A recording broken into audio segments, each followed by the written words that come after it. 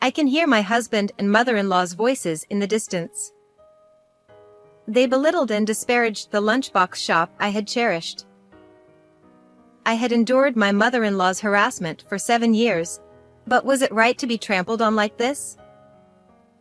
Honestly, I had reached my limit.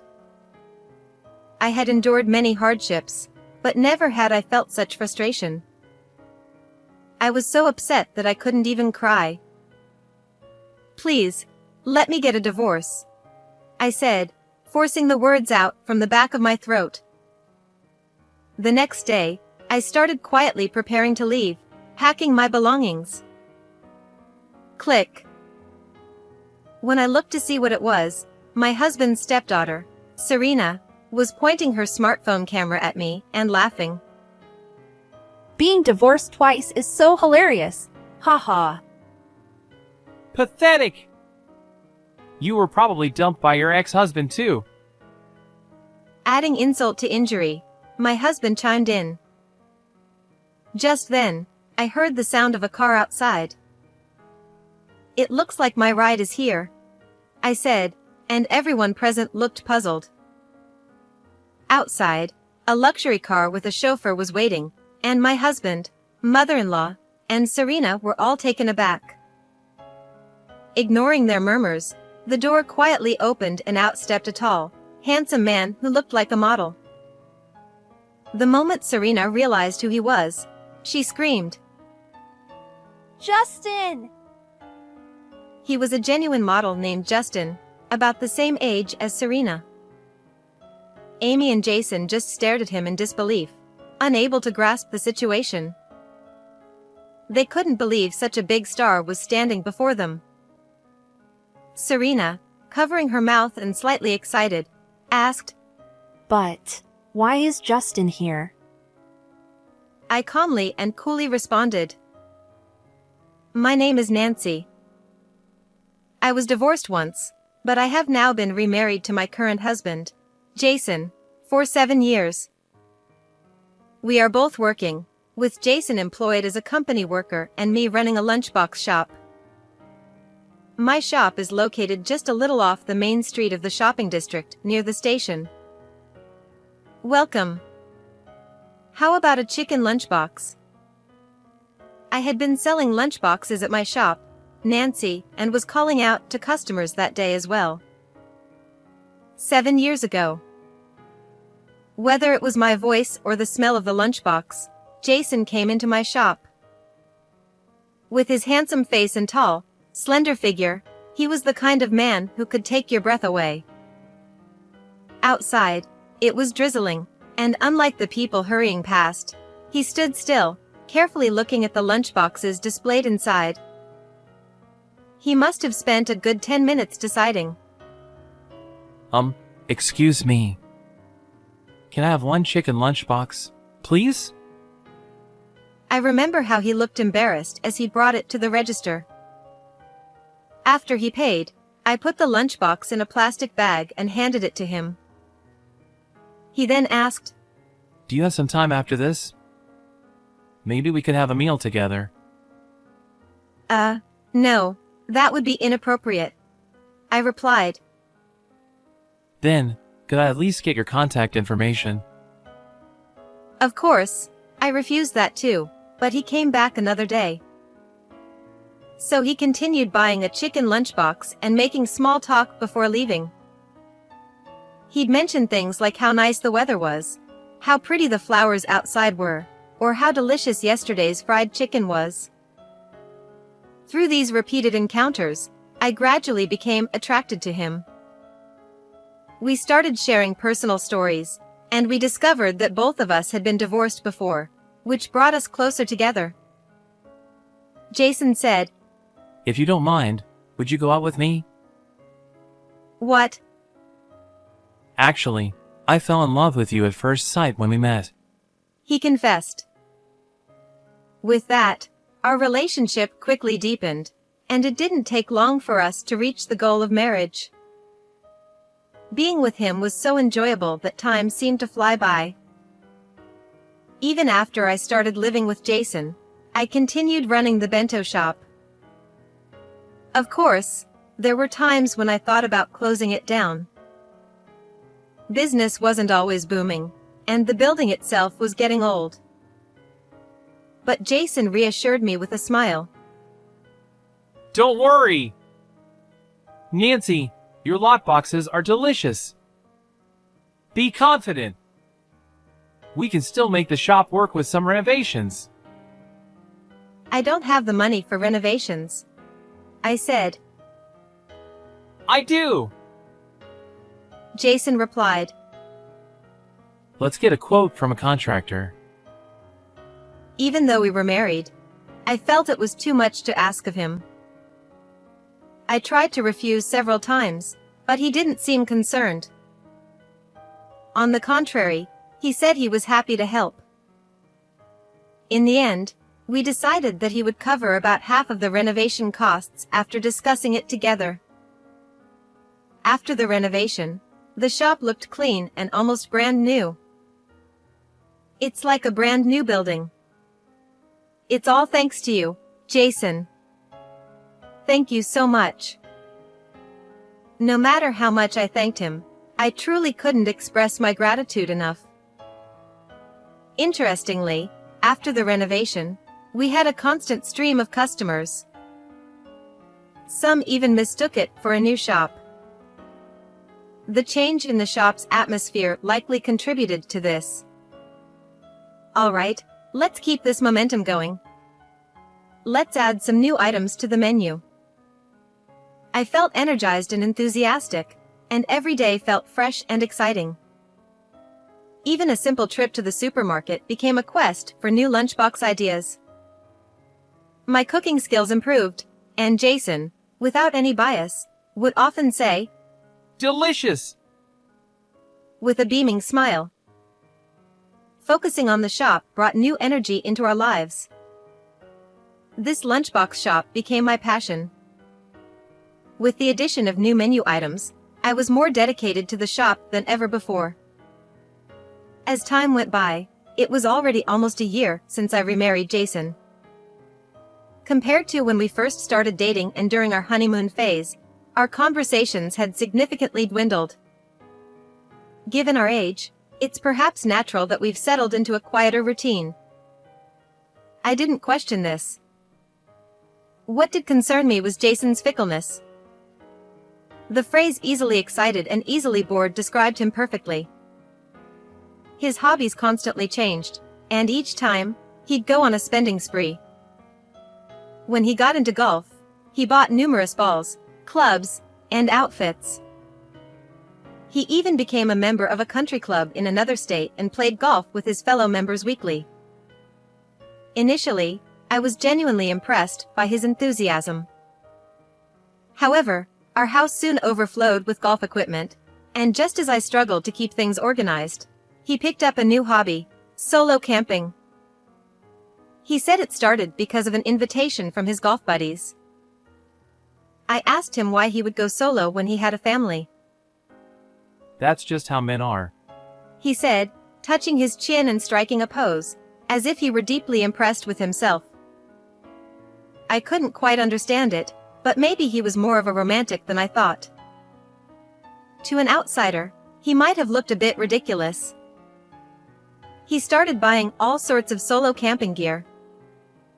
One-person tents, sleeping bags, foldable chairs, cups, plates, and other utensils began arriving in droves. He claimed he bought everything recommended on online shopping sites. Hey, don't you think you're buying too much? Where are you going to put all this? I'll just store it in the shed for now. He said. But the shed was already packed with golf equipment, leaving little space for the camping gear. He shrugged nonchalantly. Okay, I'll keep the camping gear in my room and put the tent and chair in the shed. He decided. So, he spent some time organizing the shed and finally managed to squeeze everything in. Jason's hobbies included not just camping, but also motorbikes, fishing, and bouldering.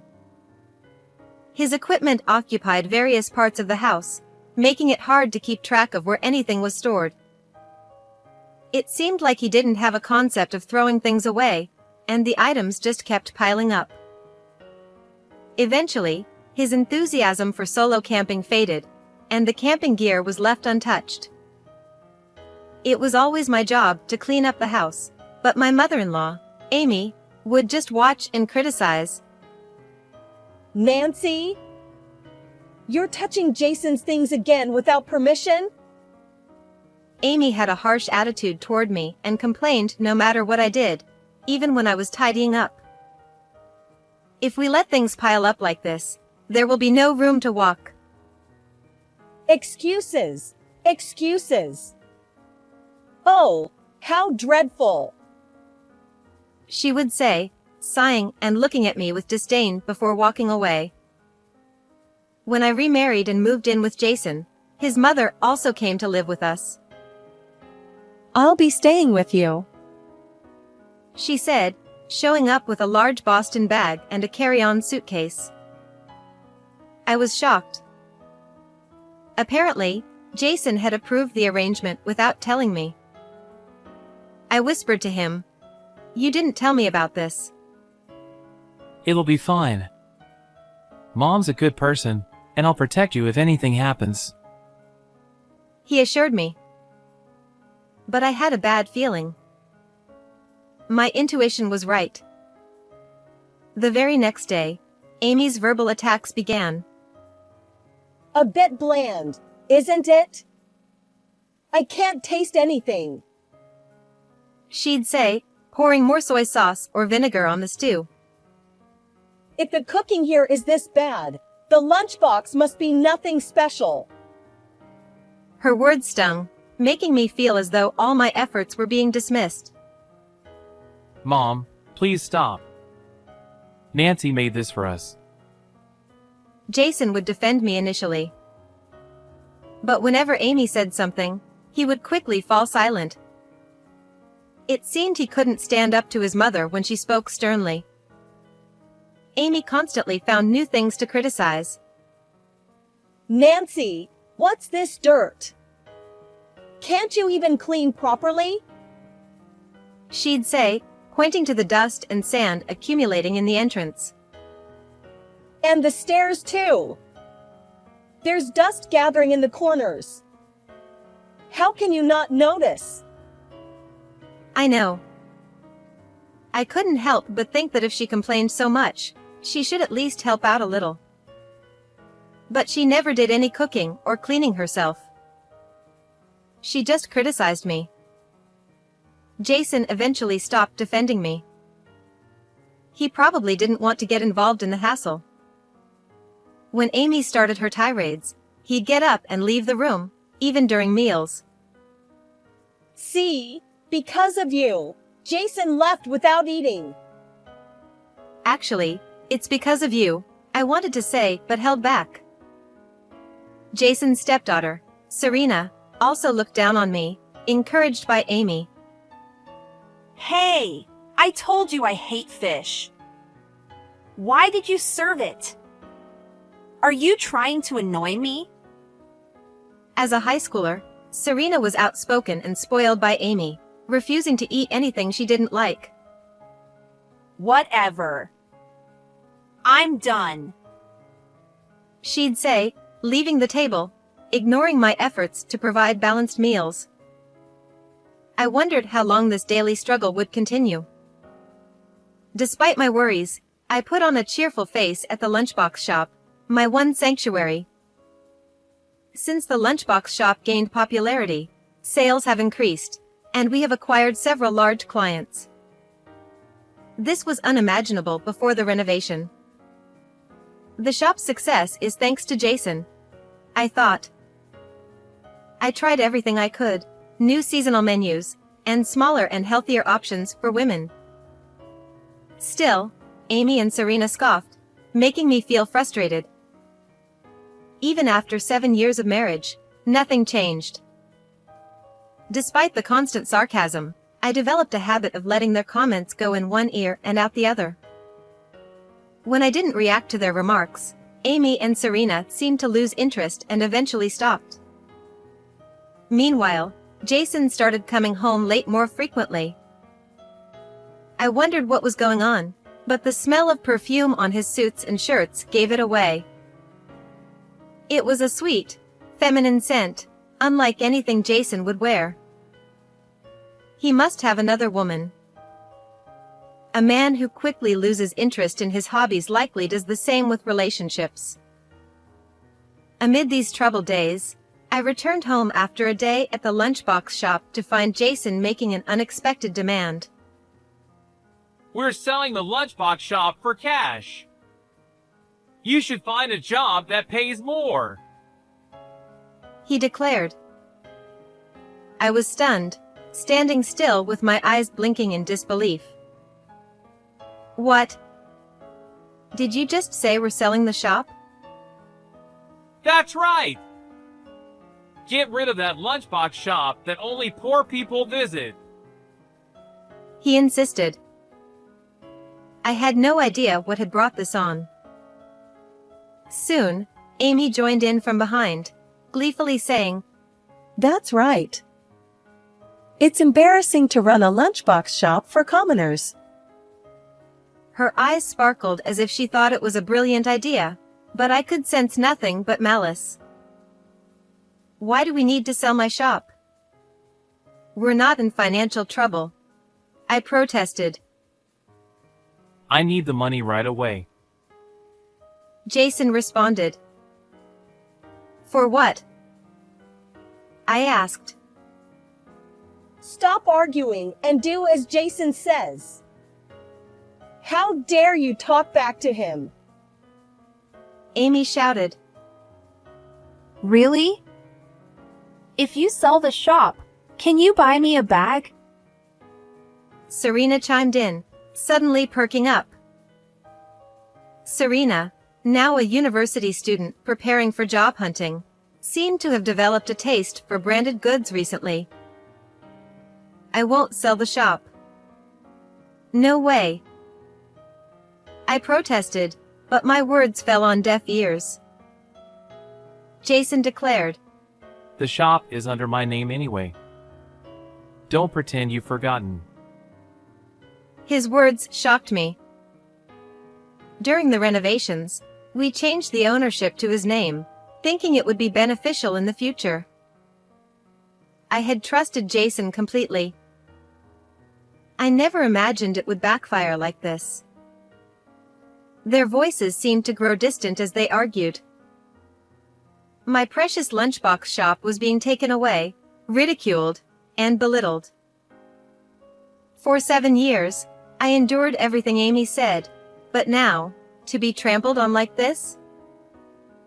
I had faced many hardships, but nothing had ever felt so painful. I was so angry I couldn't even cry. I want a divorce, I said, my voice barely a whisper from deep within my throat. The next day, I began quietly packing my things. I filled a suitcase and several boxes with clothes and personal items. I even packed the mug I used. Click. I heard the sound of a camera shutter. When I looked up, Serena was aiming her camera at me, laughing. Divorced twice? That's hilarious. She mocked. Miserable, are you? Got dumped by your first husband too, huh?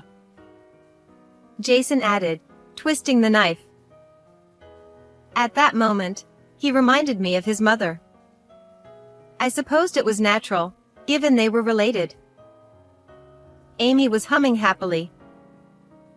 As I finished packing and carried my things to the entrance, I heard a car pulling up outside. It looks like my ride is here, I said. Everyone looked puzzled as I opened the door and stepped outside with my luggage.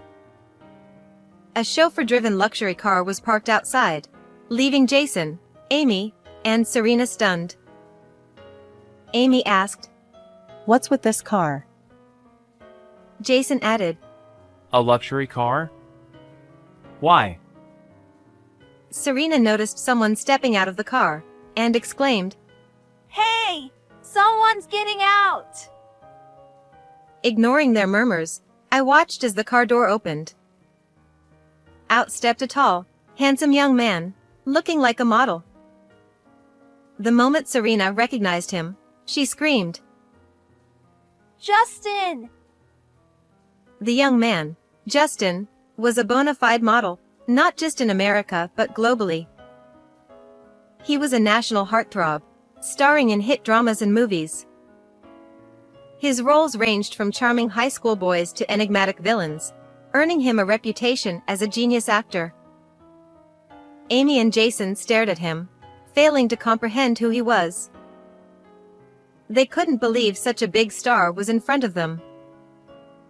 Serena, covering her mouth in excitement, asked, But why is Justin here? Calmly and composed, I replied, He's my son. What?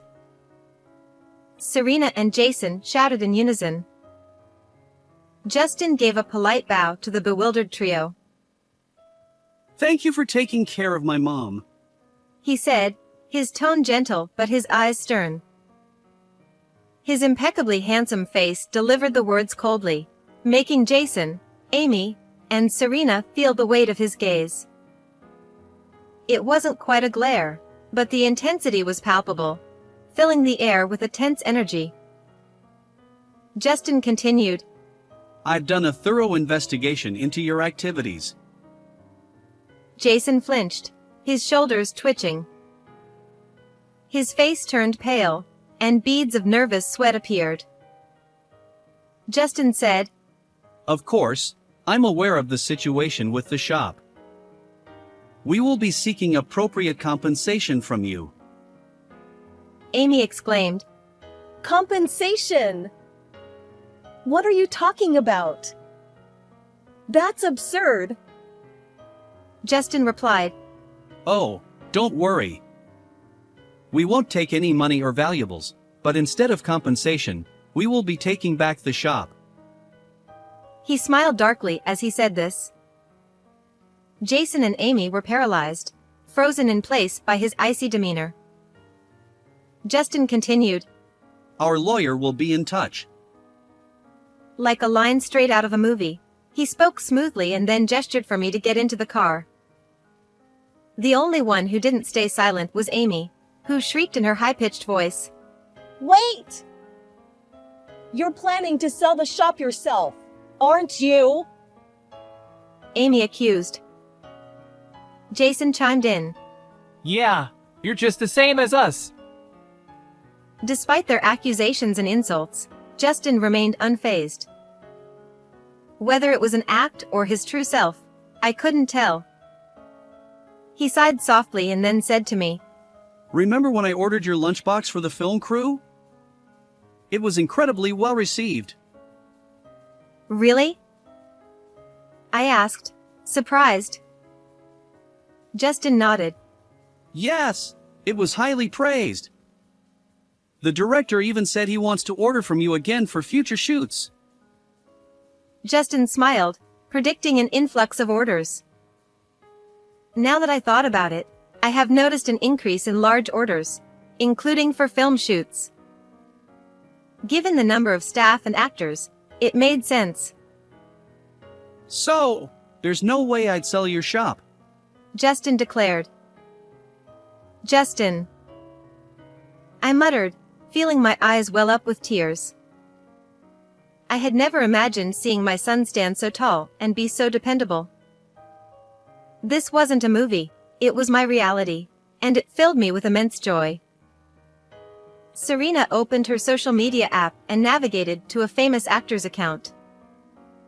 There, she saw a post featuring Nancy's lunchbox with a hashtag and thousands of likes. Serena exclaimed, This is crazy! It's totally viral! She then turned to Jason, yelling, Why didn't you tell me Justin was her son? Jason and Amy, still in shock, stood there with their mouths agape, unable to process what was happening. Ignoring their commotion, I got into the car with Justin. As the car drove off, we caught up on our lives and laughed together. It reminded me of 10 years ago, back when Justin was in middle school and I was running the lunchbox shop with my previous husband. The shopping street was bustling with activity, and our regular customers and other shop owners frequently bought our lunchboxes. Even back then, Justin was a popular, handsome middle schooler and well known as the poster boy of our shop. Somehow, word got out, or maybe it was just fate, but a scout from a modeling agency stopped by and asked if Justin would be interested in modeling for magazines. Justin seemed hesitant, but I encouraged him. Don't worry about the shop. Give it a try. Not everyone gets this kind of opportunity, I said. But, Justin hesitated. If you don't like it, you can always come back to the shop, I reassured him. From then on, Justin appeared in various magazines and thrived as a model. However, just as things were looking up, my husband had an accident. On his way back from delivering lunchboxes, he made a detour to buy some extra ingredients and collided with a large truck. By the time I rushed to the hospital, it was too late. I still remember the feeling of falling into a dark abyss, with no light in sight. I didn't know what to do about Justin's schooling. Then, the agency suggested that Justin study abroad, thinking it would be a good opportunity for him to expand his modeling career. Mom, I'll become more famous and come back for sure. Until then, don't give up on the lunchbox shop. Justin had said. So, Justin went overseas to study, and I stayed behind to run the lunchbox shop alone. Even while he was abroad, we kept in touch, and I occasionally mentioned my remarriage. But I kept Justin's existence a secret from Jason. I worried that revealing it to my new family might cause unnecessary trouble. I didn't want anything to hinder my son's career. Even after remarrying, Justin and I continued exchanging messages regularly. However, to avoid worrying him, I didn't mention Amy's harassment or the issues with the shop's ownership. I always sent the same messages, saying I was doing well and encouraging him to do his best. Despite that, Justin seemed to sense something was off. Recently, I've been worried about you, Mom. So, I looked into a few things. Justin admitted. Oh, you silly boy. I'm sorry for making you worry, I said. No, I didn't want anything bad to happen to you. Justin replied. Welcome home. Thanks, Mom. We embraced each other warmly, savoring the moment. Justin said, So Mom, let's talk about the future. To my surprise, he had arranged a house for me. Please don't trouble yourself. I can manage on my own, I replied. It's fine. I want to be a good son and take care of you. He insisted. The house was within walking distance of the lunchbox shop, fully furnished with all the appliances and utensils I could need. It was the epitome of comfort and convenience. I was so moved and grateful that I almost cried. Thank you for such a wonderful home. I'll cherish it, I said. From that day on, I started a comfortable life in my new house. Justin quickly hired a lawyer to settle things with Jason. He planned to reclaim the rights to the shop and seek alimony for Jason's infidelity. Additionally, he intended to demand compensation from my mother-in-law for the mental distress she had caused me. However, what the lawyer discovered was even more shocking. Jason was currently involved in disputes with multiple women, at least 4 besides myself. Realizing what a shameless man he was, I felt more relieved than ever that I had managed to divorce him. I also heard from the lawyer that Amy and Serena have become reclusive. They had been bad-mouthing my cooking and the lunchbox shop to friends and neighbors, fabricating stories about bland food and infestations of rats and insects. However, their baseless claims were not taken seriously, likely due to the high ratings the lunchbox shop received on social media. Consequently, they were seen as troublemakers and shunned. Serena even had a job offer rescinded because of her negative social media posts. I could almost hear my mother-in-law's shrill voice saying, It's not our fault. It's that wife's fault. The embarrassment must be overwhelming for them, as they value their public image greatly. But they brought this upon themselves. As for me, I've continued running the lunchbox shop post-divorce and my days are fulfilling. Thanks to Justin, I regained the rights to the shop. When I received this good news, I was so thrilled I jumped up 30 centimeters. He also introduced the shop to his actor friends and directors, leading to a TV feature. This increased our popularity, attracting customers from far and wide. On weekends, our lunchboxes sell out quickly. I hired more staff to handle the increased demand, turning the shop into a bustling enterprise. Although we face occasional mistakes and issues, I am immensely grateful for our success. People often ask why the shop is named Nancy. Justin was curious about this too. The answer is simple. Justin's father said he loved my smile and named the shop after me, making me the poster girl. Hearing this, Justin, our customers, and employees all respond with an enlightened I see. This shop was never just my endeavor, it has always been a joint effort. And now, with Justin and the employees, it's even more so. The busy shop is filled with a variety of lunchboxes, from staple items to trendy new ones. Welcome. How about a hearty chicken lunchbox? It reads a sign promoting our #1 seller. A young man near the sign picks up a chicken lunchbox and brings it to the register. Thank you, I say as I make it a point to stand at the counter and serve customers alongside my team. Today, the lunchbox shop Nancy is as bustling as ever.